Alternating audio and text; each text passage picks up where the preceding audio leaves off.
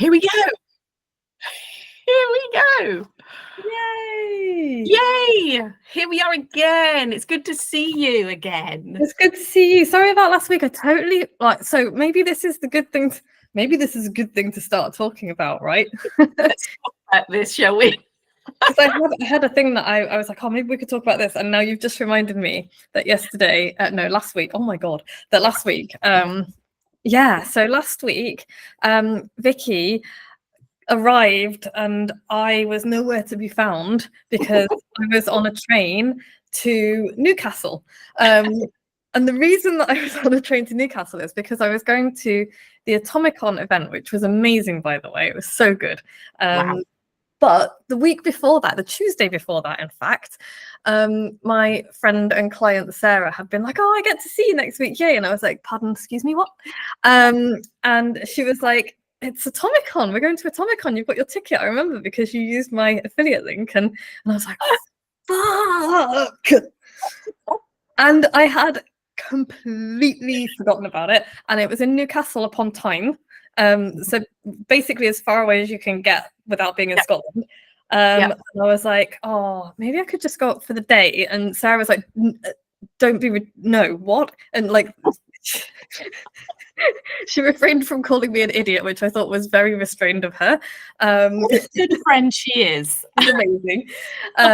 And yeah, she was like, you can't. And, you know, there's really good events the night before. And, you know, you need to stay for 2 nights because, you know, and I was like, okay. I was like, okay. And I was like, maybe I'll just do because they do an online version of it. So I was like, maybe I'll just do the online version. And she was like, Vicky, come to Newcastle. You bought the ticket. You were really looking forward to it. And so I was like, okay. And so I was like, oh my God, where am I going to stay? And I had to get train tickets and I had to get, I did the whole thing in like half an hour. Just booked it all. Did you?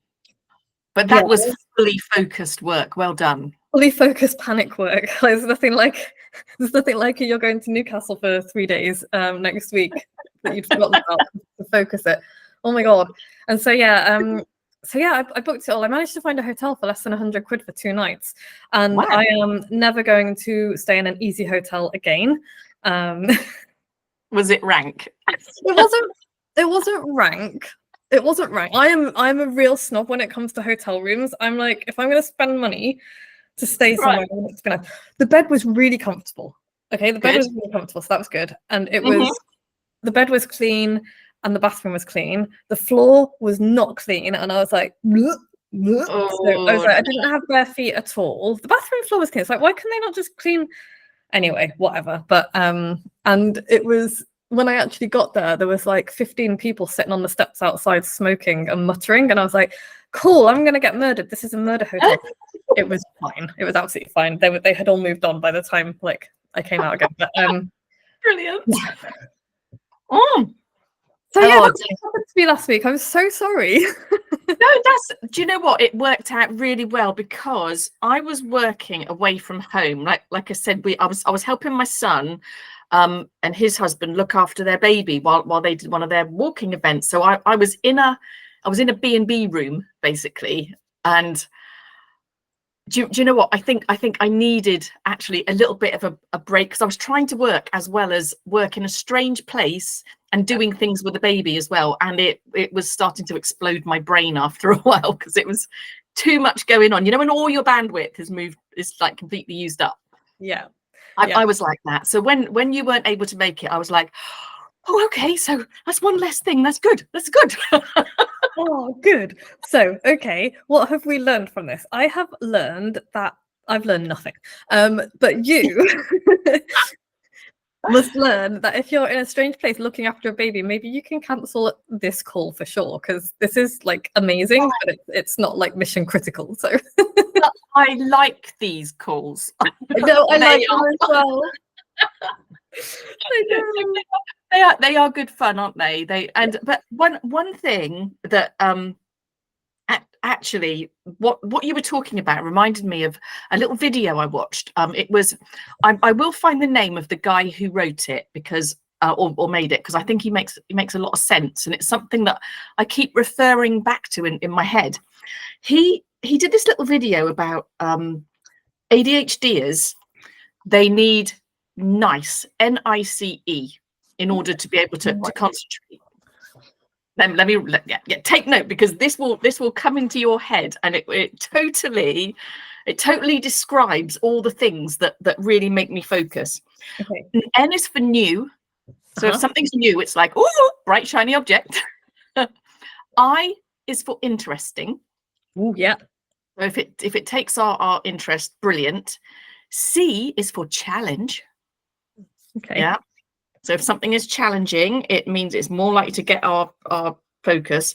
And E is for emergency. Yeah. And I think that is what you felt, wasn't it? Emergency. You were able to suddenly get all your ducks in a row, because it's like, gotta do this. Yeah. And it was also a bit of a challenge as well, because emergencies often feel like a bit of a challenge. Yeah. And it was new and interesting, because I hadn't been away to a conference since before COVID. So right. Yeah. So that ticked all your boxes, which meant that you were able to mobilize yourself. Yes. I love that. New, interesting, challenge, emergency. I'm drawing a box around those words now. There you go. Right. Yeah. But when I think about all the reasons why I sometimes struggle with things, because at the moment I'm like knee deep in hypnotherapy coursework, and although it's challenging, it no longer feels new. It's almost lost a little bit of interesting, because I feel like it was interesting when I first learned it, but now I have to regurgitate it, and it's like, Yeah. Soon it will become an emergency, which will help. Yeah, so I'm almost creating my own emergency around it as well. I'd like to finish it within a year of starting the course. So that would mean I'd need to finish it by the end of September. Okay. So yeah, you're building up to a nice emergency deadline then. I am building up to a nice emergency deadline, and that feels like a little bit of a challenge. By making my own deadline, it suddenly feels like it's a little bit of a challenge. And I've realized as well that that's how I do like boring stuff like housework.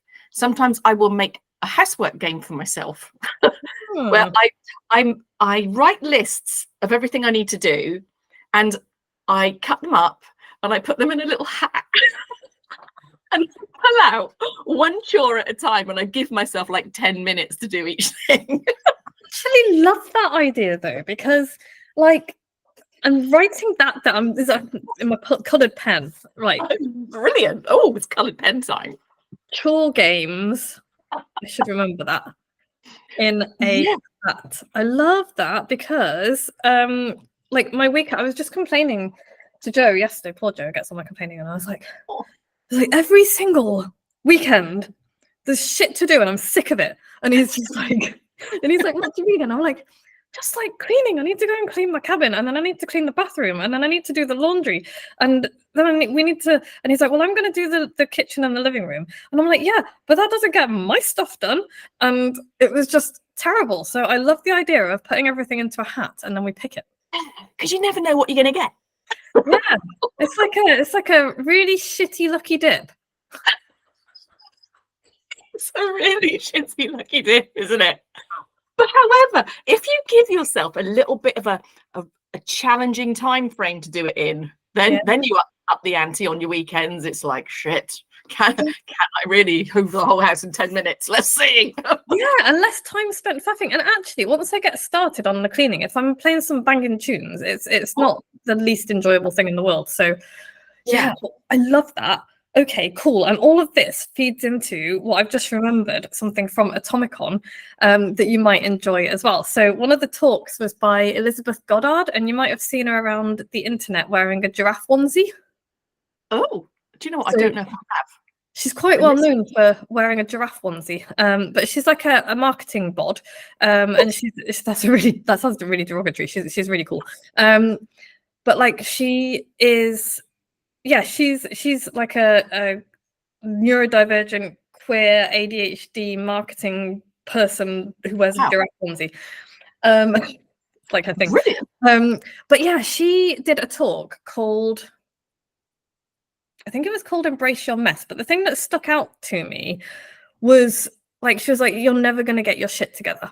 And I was just like, oh, I don't know. I was like, fuck you, I am going to get my shit together. But then she was like, I've never got my shit together. And so she stopped trying to get her shit together and kind of be like, you know, the Excellent. grown-ups, and started just like literally embracing her hot messness. And it's just like, you know, what can she do with it? And I was like, oh, wow, okay, hadn't really thought of it like that.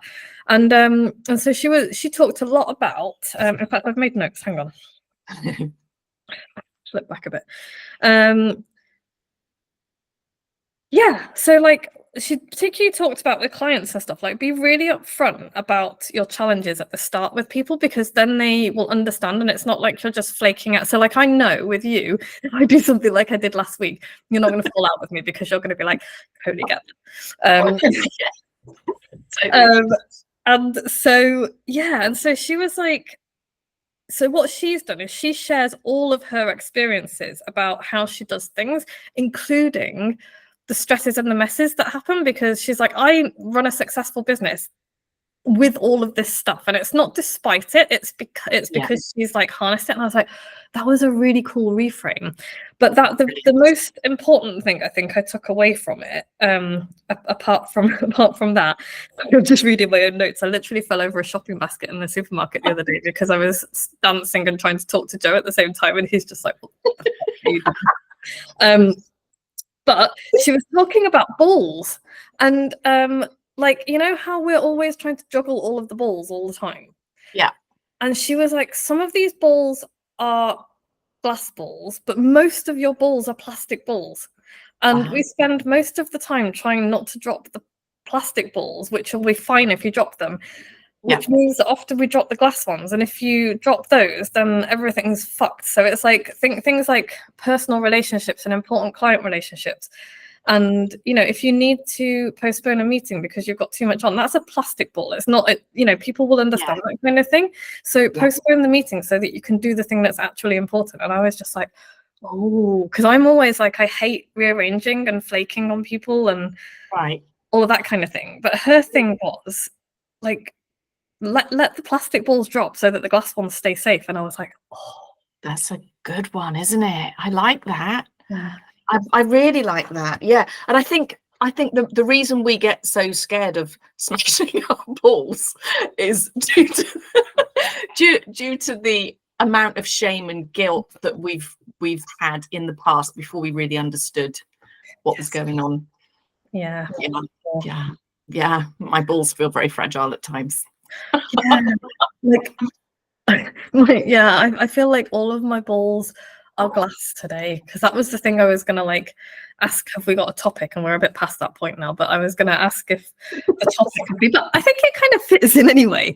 Like I'm having one of those days where I feel like everything, like everybody is throwing balls at my face. Do you know what I mean? Because like I'm like, I've got remember those days. It's like unwanted dick pics, but with other things. So sorry, I better calm down. Don't calm down, carry on. Embrace the mess, embrace it. Yes. So sorry, what were you were saying that you feel like you have balls flying at your face? Yes. Right. And they all feel like glass ones. Oh.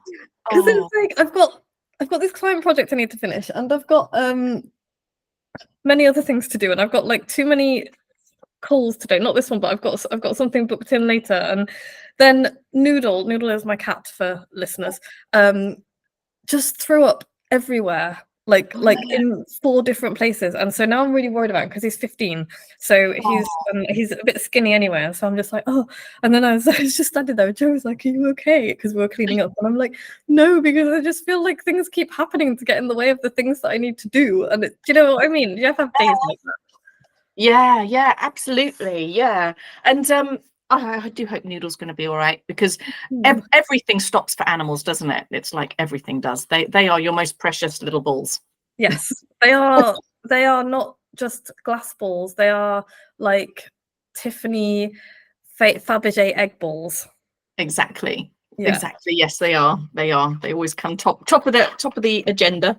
And so it has reminded me actually when you're saying about all these things to do, that the guy who I will find out his name because he's really good. He's a young guy, but he speaks a lot of sense, you know.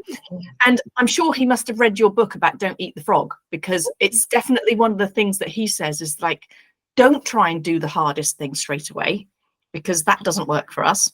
No. And also he suggests, now you might have mentioned this to me in the past before as well, but to allow yourself a time to do something rather than set yourself a goal.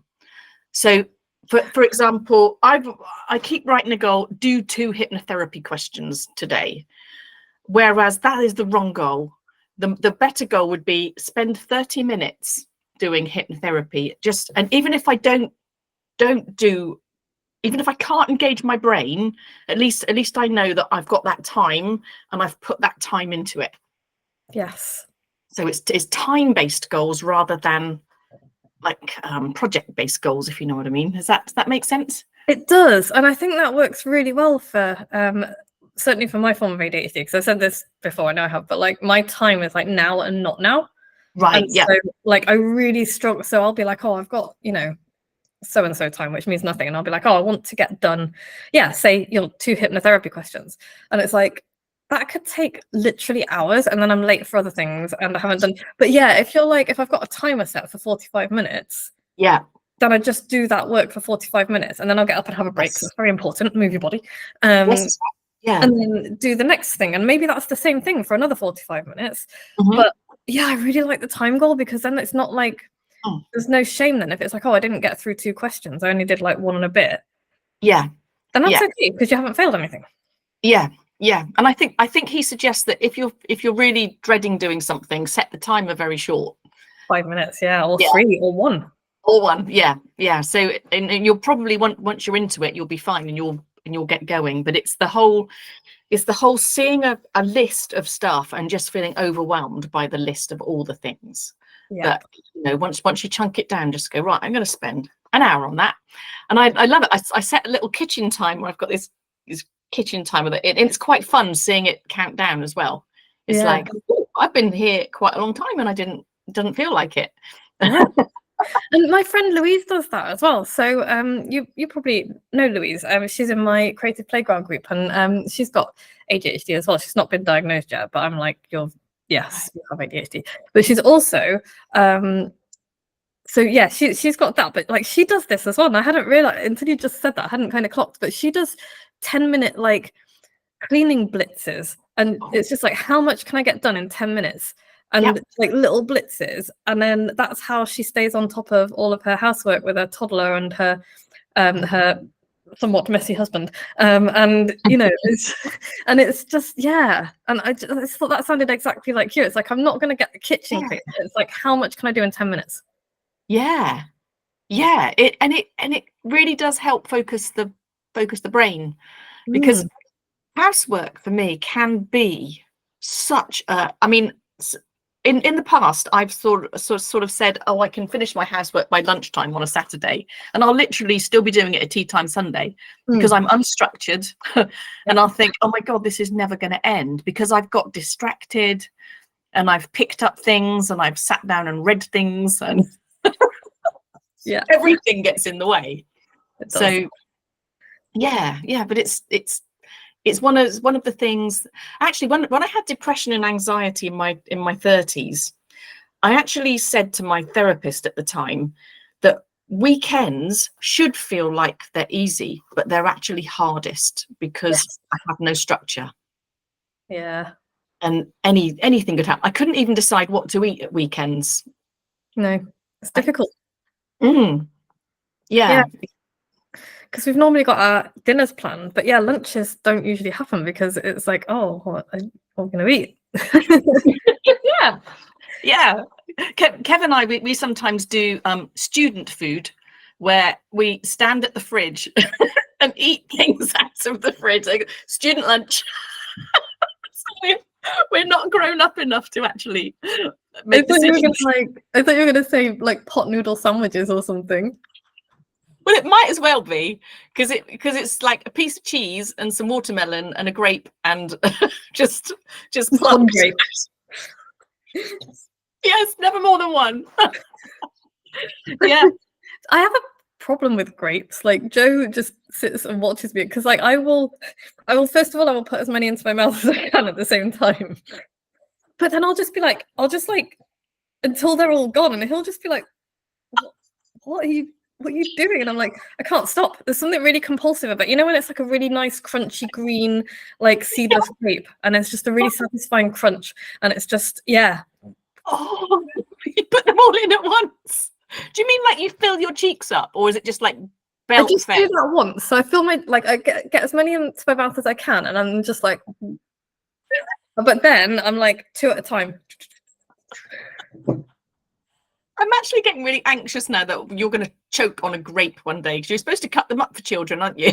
That would be so embarrassing, wouldn't it? Here lies Vicky. She choked on a grape that she didn't cut in half. They are hazardous fruit. Danger fruit. Oh wow. Yeah. So is that the? I mean, I do that with Jaffa cakes. I must admit, if there's a packet of Jaffa cakes in front of me, they're all going in at once. But you know, like it's a compulsive thing. It's like it's. So I was thinking about this the other day because there's a few foods that I will eat compulsively until I literally feel sick, and it's not the flavor, although they do taste nice. It's not that. It's something about the texture or the crunch or whatever it is. So like Tony's chocolonely is amazing anyway, and like it's just amazing. But their salted caramel one, there's like little crunchy bits of salt and and that's what I find addictive. Is not so much. I'm sure that there's a sugar addiction in there as well, but like it's the crunch. Yes. And yeah, same with Smarties because there's that crunchy shell. Yeah. Yeah. Or my favorite thing with Smarties is to hold them in my mouth until they go warm on the inside. Then you crunch through the shell. And it all melts and goos in your mouth. Ooh, see, my favorite thing to do with Smarties is to like crack the shell off and try and take all of the shell off and leave the perfect little Smartie in the middle. Ooh. Now I've never tried that. Yeah, it's good. That's Try it. a good one. But then Joe's like, you need to, and I will get through 5 or 6 sweets in the time that he'll get through one sweet. And he'll be like, why don't you just savor it? Because it would last longer. But it's the compulsive crunch. Like I can't not crunch. Yes. Yeah, I get that. I get that. I guess that must be kind of related to the sensory stuff that we it's like an ASMR thing. Yeah, and I'm trying to think of the things that I will just keep on eating even long after I want them anymore. Things like I will do it with Maltesers. Yes, Maltesers. I try and peel the chocolate off. Yes. Yeah. Oh yeah, and if they're slightly warm, it comes off in a kind of a rubbery mat. Very satisfying. Very satisfying. like a car floor mat. It's amazing how absorbed you can get in food. And I guess that's a good mindful thing, actually, isn't it? To become absorbed in food textures like that. It is, but I do it at 1,000 miles an hour, and I don't think that's what they mean by mindful eating. Well, it could be similar to like being on a motorbike. You know, it's like if you do it slowly, it's easy to fall off. But if you go like really fast, you stay on track. So it could be mindful in its own way. Yeah, I honestly don't know how helpful this last 6 minutes has been for people, but hope you enjoyed it. Well, it might make people feel a little bit less weird about their own strange eating habits, because you know it's something that we all do every day, and sometimes we can feel a little bit self-conscious about eating, can't we? Especially if we feel like we're eating a bit weird in front of other people. Yeah, but then I think everybody is a little bit weird, and you don't realize until you start talking about things. But like other families' eating habits are really weird, man. It's like people have weird shit for dinner, and just like I don't know. It's just like like Because you do things you want in your house, and then you like marry into a different family or whatever, and then they do Sunday lunch entirely differently. It's like, what are you doing? Yeah, weird. Doing it like that. And then they come to your house, and it's like, you are creating so much washing up. Why would you do this? And it's just like, oh my God, that's what Kev always accuses me of, is creating like mountains of washing up when I cook meals. It's like, it's got to get cooked in something.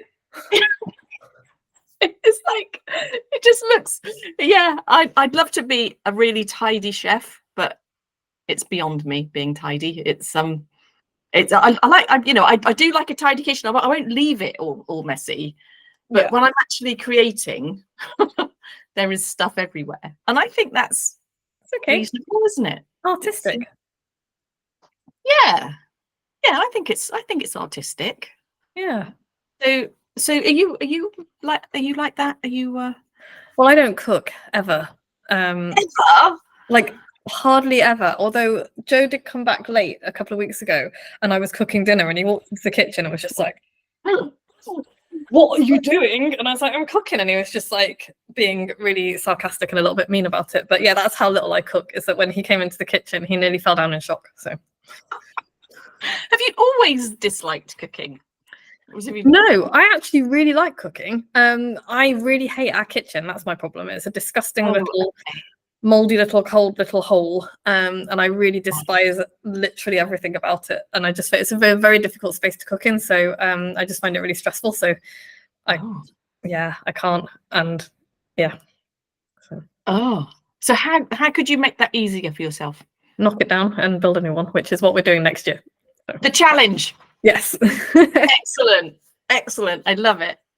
Or you could buy a cookbook for caravan meals, I suppose, couldn't you? Things that you can create in small places. Yeah, no, I'm not going to do that. Yeah, I don't care enough about it. I have Joe. No, Joe, and it works well because he does all the cooking and I do all the eating, so it's good. Perfect. Even if you eat a bit weird. Yeah. But no, it's all good. But no, seriously, and you've just reminded me that we need to get back to the architects because they've finished our plans for our new kitchen extension. So we need to tell them to do the next thing, which is very exciting. That is exciting. So that needs to go down on one of your to-dos. Oh, I'm going to write it down right now. Yeah. And how long are you going to give yourself to do that? I am going to WhatsApp Joe immediately after our call and say, can you reply to the architects, please? Because he's having the conversations with them. So excellent. Look at you being organised. I know, right? Keep those crystal balls in the air. Yes. Or not. Do we hold them, or are we juggling them? I think we're juggling. Like for me, I'm like, you know, when you see one of those clowns and they're like staggering all over the place doing this. Oh yeah. That's what I feel like I'm doing all the time. So, and it's interesting because you do enjoy wearing clown colours too, don't you? I do. I'm very subdued today. Actually, I'm wearing my giraffe dress, which doesn't go with this stripy thing at all. Is that because you've been inspired by the lady in the giraffe onesie? No, it's just the thing that I picked out of the wardrobe this morning. But yes, now that you say it, it's it's very giraffe onesie. So. Yeah, very subliminally giraffe today. Excellent. Well, lovely to speak to you as always, Vix. And lovely to speak to you. We won't choose a topic for next week because that never works. No, but I feel like we can leave people with a takeaway that like 90% of your balls are plastic and you can drop them to save your 10% of balls that are glass and that should never be dropped. I love that. And on that note, we will round it off like a ball. Thanks, Vix. See you next week. Bye.